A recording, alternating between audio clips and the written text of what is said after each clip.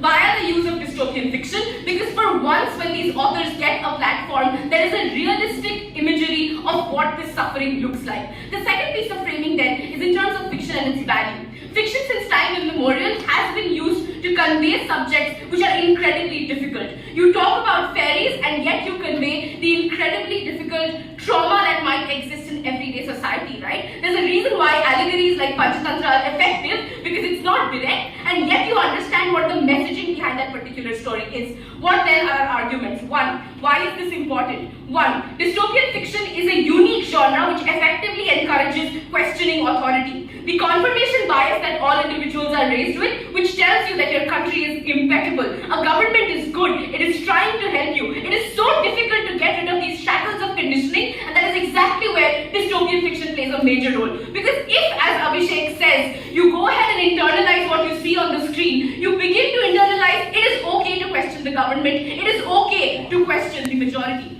The limited representation that these authors already have effectively means that the only narratives of suffering that you see in society are written by these white people that proposition wants to talk about, who have never truly experienced suffering, and your voice needs to be heard.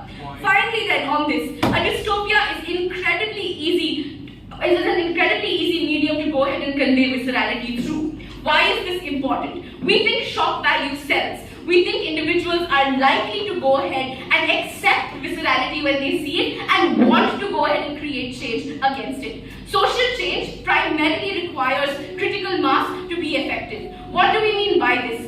All women across the world could perennially till their death continue campaigning for equal wages, and yet the men who run corporations, if they choose to never give us equal wages, if the governments that choose, if the men who run the governments actively choose to not pass legislation that mandates equal wages, these women are unlikely to succeed. If they want to talk about why marginalized communities are not going to succeed in this, they need to understand readers also belong to privileged communities, right? Readers are also then likely to go ahead and want to be a part of this change, because that is what they see their heroes and their protagonists do in dystopian novels. On these grounds, I'm incredibly proud to.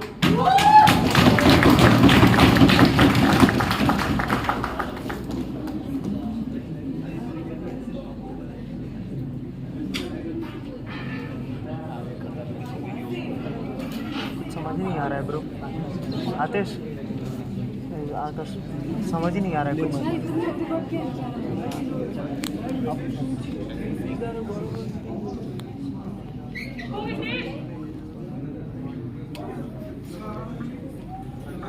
All these are students, right?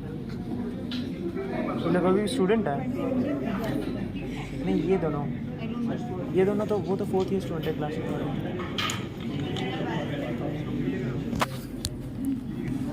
Sorry, I'm just making a call. My significant other wants to watch me speak for the first time.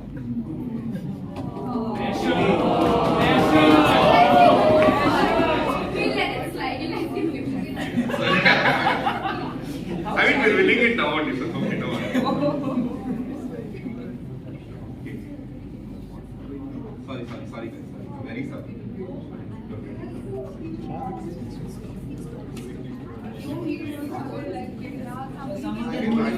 I can I'll just record my speeches.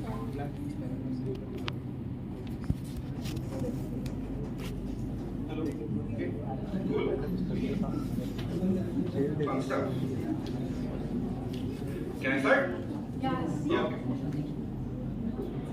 It's fairly easy for them to say a lot of things without proving anything, right? The arguments that come from their end with regard to escapism being like something where they have to be told the viscerality of reality.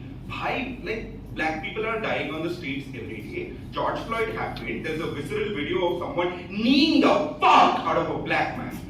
What more viscerality do you want that escapism should provide to you? Reality is worse than any thought of escapism that they are in that perspective, right? Which means the second argument that they come with regard to shock value. The shock value is their lives. Every day they live necessarily means that they have to go through every police. You necessarily could be someone who could just come and tell you, listen, bye, come, I'll frisk you. Like, who wants to get frisked by a white cop every day? That's the damn reality that every kid has to go through. A Dalit kid in India cannot eat beef without being called out for it. A Dalit kid cannot feel that he is a landowner in his lifetime because land was grabbed by the privileged when it came to the idea of any sort of reality. If that's the case, what more can a kid do? Who are the target audience when it comes to these kind of books? The books that are written are largely ones which are taken by teens. So they spoke about Harry Potter. Obviously I read Harry Potter. But if Harry Potter was not white, I would have been much more happier if it was an Indian.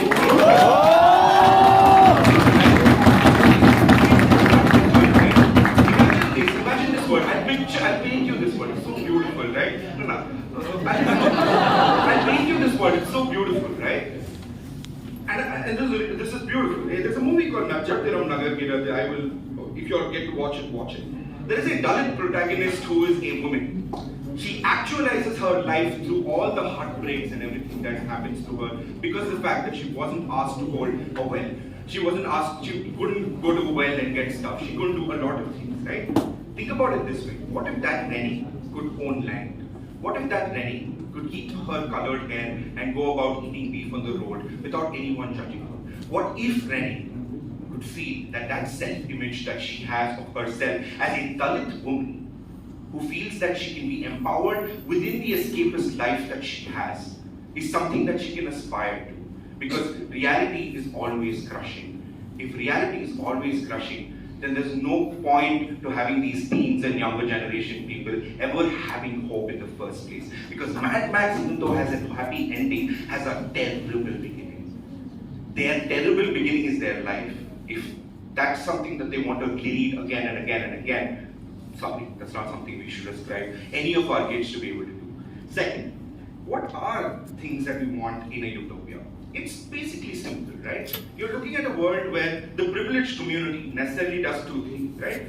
They look down upon you because they can't identify with you. They can't identify with the fact that you're a landowner. They can't identify with the fact that you can eat beef in your house. They can't identify with a lot of things that are banal to them but unique to you.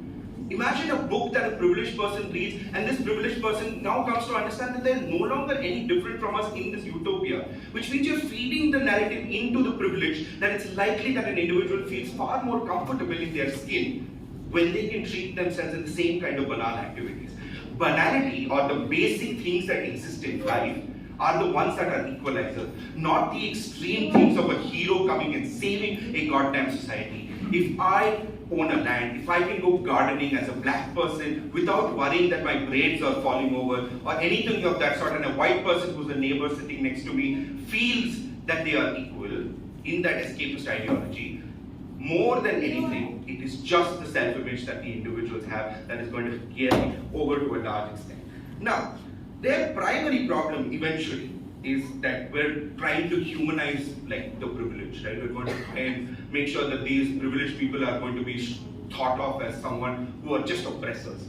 My problem is this: they already know that these people are oppressors. The fact that they know them as oppressors also means that they also need to know how to deal with them. They've tried violence, it hasn't worked. They've tried so many things and it hasn't worked. Utopia asks you to do only two things: hope and love. That's a preaching that has led to communities like Auroville, like Hare Krishna movements, and so many other places, where you try so many wonderful things to make your world sound beautiful, but you're not able to translate it to a large extent. But you're still able to do that Auroville. You're still able to do those communities in those particular places. It's great for them, right?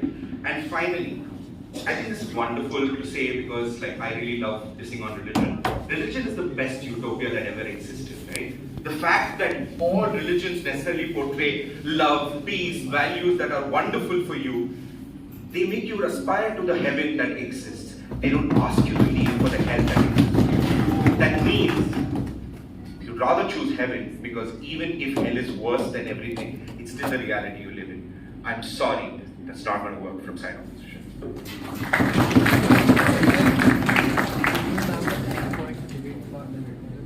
Are we doing that?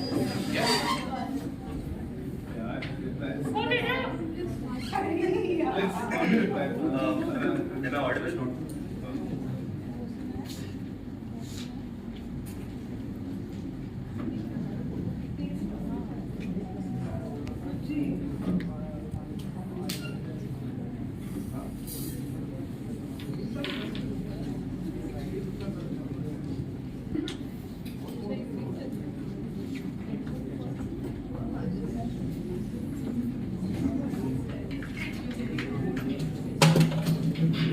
Cool. I'll be starting in 3, 2, 1. Let's go. I think time for fair speeches is over. Let's get back to three things I'm going to talk about. One, in terms of the obligation of the author, given the motion states that it's an active motion, most of the writers in this debate are going to be people who come from marginalized communities.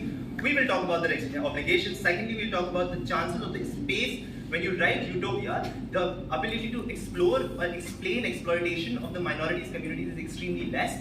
Any chances of them claiming, oh, we'll explain utopia and still do fulfill our obligations of minority community writers does not work through. 3, we'll talk about everything that was left in Shruti's speech because she thought it's 7 minutes, but it was 5 minutes. Cool, let's start. 1, I think in the obligation of a minority author, you realize that most of the information that you have about the history of the community is either through the word of mouth, because you've heard it from your grandparents, because you've heard it from the people from your community. Most minority communities are not given enough space within history books to express their grief or the position that they come from. The problem is that when you come from these communities or you're a popular writer from these communities, you owe an obligation to create a space where the instances of your exploitation are explained in the most visceral of instances, so that it initiates that sense of empathy with the majority and the minority readers who are doing it. Because you realize this is not just a debate about majority, like only minority readers reading it, it's also about majority. An instance to explain the ways that how systemically the US government has exploited the black minority through gerrymandering is a complex concept, right? You can't give them a news article and explain them, oh, probably now you understand everything as Vignesh claims that reality is visceral. Most people don't do it. Because fiction is calm. Because fiction allows you to disarm yourself. When you invest in a character for 100 pages, you're more willing to listen to the more empathetic to their problems than when you read a blog. This is the advantage that you get, that when you write a fiction which explicitly explains viscerality, your chances of mobilization are more. Notice this is the impact. The impact on GovBench is none. Their impact at best is, oh, we get more readers because we're going to make it more readable. That's bullshit. 2 reasons why. 1, as a minority writer, you have far more obligations that you need to incentivize individuals to mobilize because you have the space to create that, like those visceral images that you have had. But secondly, in vast amount of instances, it's also about explaining the kind of ways that these books work, right? It's also about a certain extent that teenagers are able to read these books, that boys are able, like small kids are able to read the books. Because in vast amounts of instances, these information that you see about everyday life, they're not exposed to them. 3 reasons why. Most consumption in about of everyday viscerality, most people don't realize. I bet very few people in this room have watched the complete video of George Floyd being murdered. Because it's visceral. You don't want to watch it. But secondly, in vast amount of instances, individuals reassure themselves in the word of mouth, which means that insofar as you've heard about it, you're probably going to be true. But third, most parents keep their children away from these places because they think, oh, it's wrong for the people who are reading this, because you're probably a kid. You shouldn't be exposed to gruesome explanation of how exploitation happened of a specific community. Go read fairy tales, go read books. These are the kinds of safe spaces that we are able to exploit by making sure that you're able to create that space where individuals feel that they are comfortable and are still being heard, because it's now accessible to everyone, and the youth or the young people who are in these places are able to question authority and mobilize in the most efficient way. 2 things then that we're left in Shruti's speech. 1, in terms of why do we think that this viscerality is good? 1 is in terms of empathy. Why do we think that empathy gets better? Because vast amount of individuals who read fiction empathize with the protagonist. They realize that this character's struggles is mine. Because in vast amount of instances, the only way that you allow questions of authority to seep in within you is only when you have interest in the person that you are listening to or you're reading about. This does not happen in reality. Most people who are oppressive from majority community have obviously less likes of interacting with minority, or have belief systems, or have bias, or have bigoted notions when they don't have any lived experiences of the minority in and of itself. This is a prime reason why they continue to perpetuate the kind of actions that they do. The only way that you can flip this is when you provide them with an opportunity or explain it from a different lens. We're no longer talking about blacks or whites, probably we're talking about wizards and orgs, right? So there's a possibility that you can escape those systems of confrontation and explain people the way that shit works, which means that your chances of explaining your own emotions, the history of your own society in a better manner. But secondly, why do we think it's important for you to question authority? Because authority has been the perpetrator of most problems around the world, if you think about it. In a world where you are only going through utopia, there are very less chances of ever explaining why the problem exists. One, because most utopia is revolving around comfort and sense of fulfillment. So the takeaway from most of these books is going to be a reference point about the success of the actor and but not about the struggles, because most utopia use ends to justify means, right? The fact that you were successful, you don't have to talk about struggles anymore. The problem becomes that it's easy for you to overlook the problems that people go through, and pretty easy for you to go in a space where you're like, okay, probably in that sense, well, it's good. So your ability to interact and create the mobilization as an obligation of minority writers goes down, therefore we win. Thank you.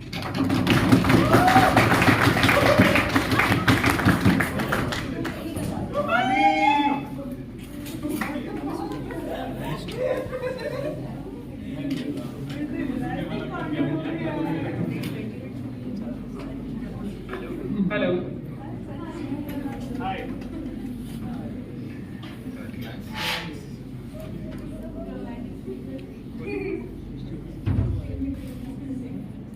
Heaviest imposter syndrome moment of my life.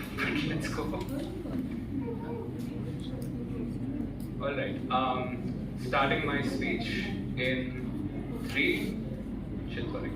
In 3, 2, 1. There are about 2 marginal benefits that opposition's model has, right? One is about the display of what is reality and what is not reality, and what is the capacity of reality to turn into. And 2, what happens in a model where it is utopic and therefore there is no question of authority. Let's address the question of authority first, because it is simply fallacious to say that utopic fiction does not question authority. When you display a reality that is so obviously against everything that the oppressor wants you to believe reality is, it is the biggest fuck you to authority that there could exist. When a black man exists in the same universe, in the same street, in the same colony as a white man, in an equal footing, when they have respect for each other, when you present this in fiction reality, you give the ability to the black man to dream that yes, this is the reality that is possible to be achieved. We don't need to limit ourselves to simply just existing the way that we do at unequal levels. We exist in a way that we can exist together as a cohesive coexistence, right? This idea only comes through utopic fiction. There is no reality in dystopic fiction where there is coexistence being preached in any sense whatsoever. The only purpose of dystopic fiction is to cause and then sustain anger within the target audience that both sides concede are young adults and teenagers, right?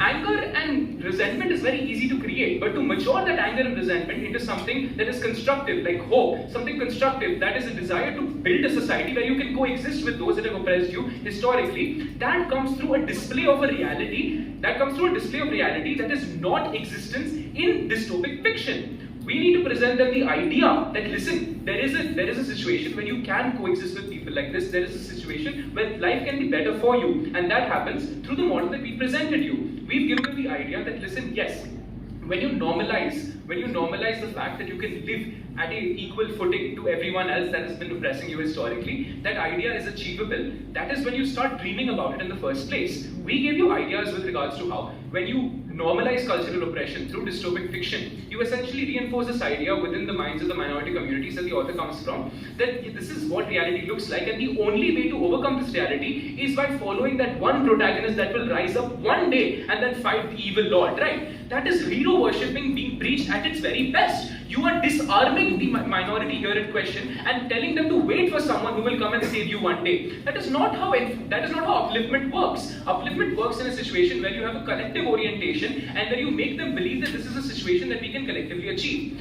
The second point that opposition wants to bring up in their LODLO/ speech is the idea of the obligation of the author themselves, right? And whether or not they have the capacity to explore the reality of questioning authority, the reality of being able to overcome authority in the space of their fiction.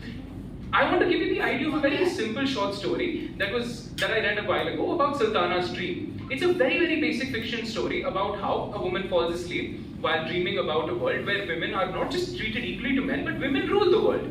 It is a very simple fiction, it's a very simple utopic fiction where the world is a better place simply because women are in charge of everything that men are, categorically and usually in charge of. This is what utopic fiction looks like, where you present a reality that is so objectively better than what you have to deal with on a day-to-day basis that you can't but believe that this is what the world should be like. You encourage, you don't anger. Instead of causing and seeding resentment, you're able to show them a true reality.